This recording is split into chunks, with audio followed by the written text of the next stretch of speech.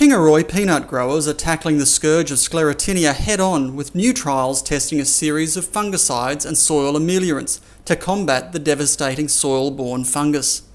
Cumbia farmer Julian Cross says the damage from the disease ranges from 20 to 30% yield losses in an average year and up to 100% crop wipeouts in very wet years.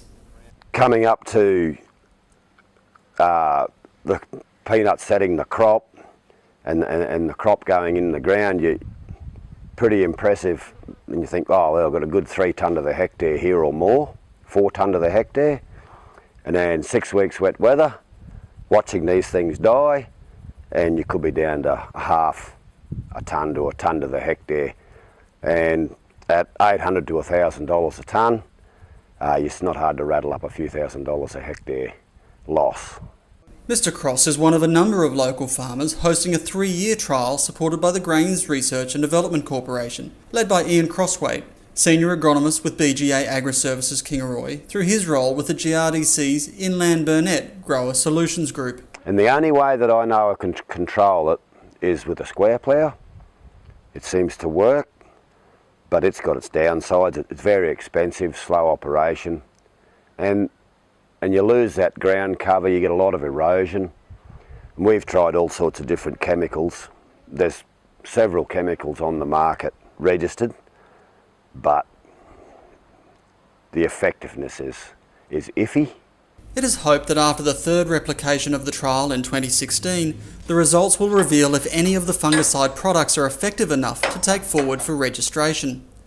Although not a recommended practice, the trials are also testing different application rates of Natramin, a soil ameliorant comprised of crushed rock product plus microbes.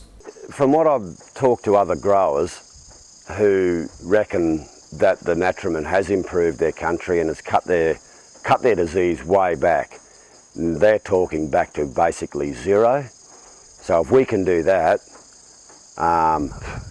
you know, that could be worth $100,000 in any given season easily enough. The other alternative is give up growing peanuts, and a couple of paddocks here, that's nearly what I'm looking at doing. I'm going to have to, or just keep dragging out the old square plough. The square plough is a last resort for Mr. Cross, who has witnessed a dramatic transformation in his soil health and fertility over the last 6 years since embracing controlled traffic farming and strip tillage. Every year it gets better. The soil is improving. The soil structure has changed. Being able to grow crops now in extremely dry conditions where we couldn't before because the soil is so much softer, the roots can penetrate.